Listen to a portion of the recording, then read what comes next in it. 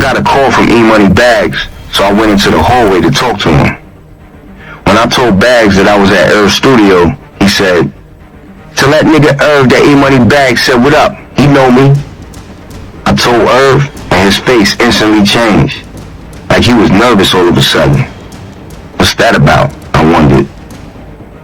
I made a copy of one of Seven's beats and bounced back to the Music Palace studio to meet Bars and Hooks, Green Eyes, and Steve Solar. Late that night, Green Eyes said he needed to talk. He complimented me on Infamous Records and told me to stop hanging out with Bags. He didn't tell me why or by who. He just said to stay away because Bags was about to be hit. Bags was hype about getting his Navigator. "Come with me to the dealership in Long Island," he said at the studio one afternoon, just after Green Eyes told me to stop hanging with him. "They're giving out good deals for luxury cars." We hopped on the Long Island Expressway and headed to Champion Motors. On the way, Bags broke down the whole story about the connection between Irv Gotti, Ja Rule, and Supreme. Bags told me Irv was a neighborhood DJ at park jams and block parties back in the day, and Irv and Ja were just two studio gangsters.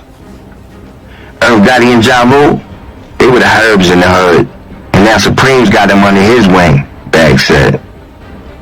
Before I gave Bags money for the song he did for my Murder Music soundtrack, he was planning to buy a tag car from this girl named Z, who went to my grandmother's dance school and sold tag cars for Supreme. Capone from QB bought a white buggy out Benz from her a few months prior. Bags gave Z $1,000 for a down payment, but when he got the $2,500 for me, he decided he wanted his money back to get a legit car, a Navigator, instead.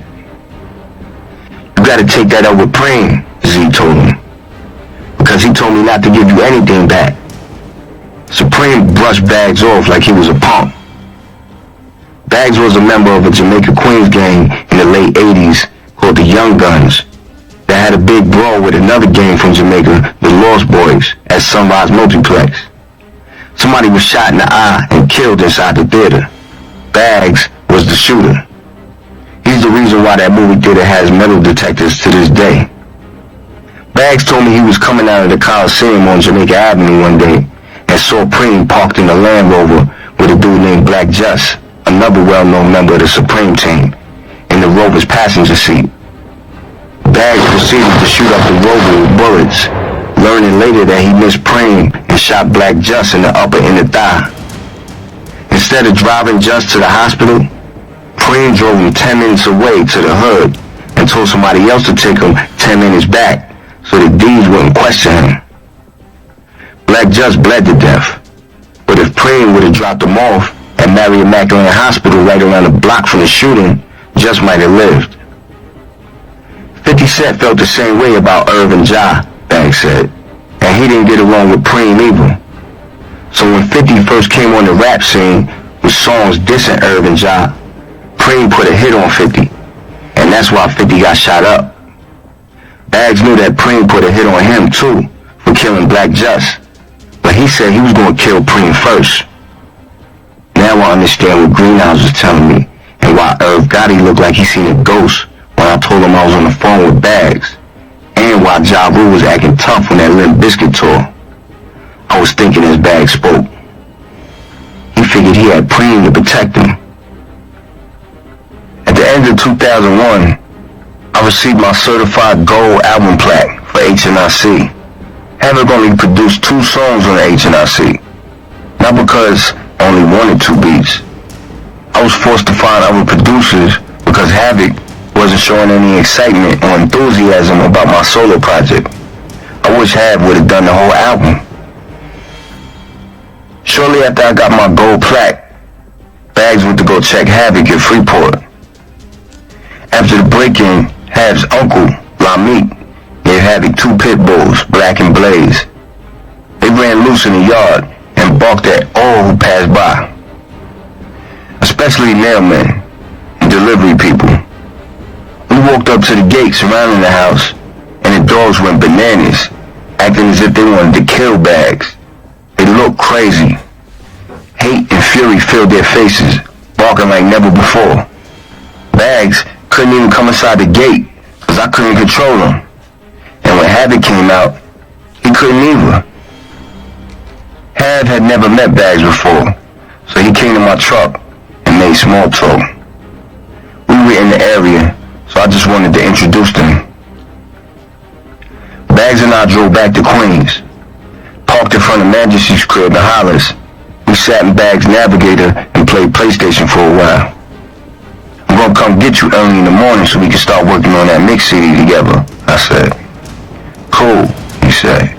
Only when you get up. I hopped out the Navy and into my truck and went home early for a change. The next morning, I called Bags around 11 to see if he was up and ready. Somebody else picked up his phone. E? I asked, confused. No, this isn't E. Who's this? It's P. Let me talk to Bags. This is Detective. Can't remember. You'll hear about what happened to E soon. I hung up quick. Oh shit. Did they kill Bags like Green Eye said? I wondered. Nah. Maybe he got locked up or something. I couldn't reach Majesty on his phone, so I went to his crib later that evening.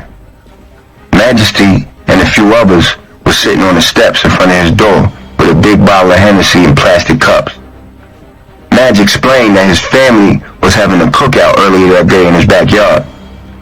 Bags had parked his new Navigator next to the house as usual, and they took a smoke break in the Navi because they didn't want to burn the weed in front of the kids in the yard.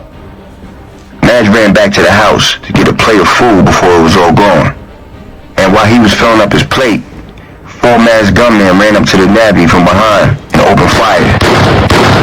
Bags' truck and body were riddled with bullets. Stray bullets went flying through Majesty's house and almost hit the little kids in the yard. Bags died with his gun in his hand. He must have seen them coming, but it was too late. I didn't want to cry, but it was hard not to.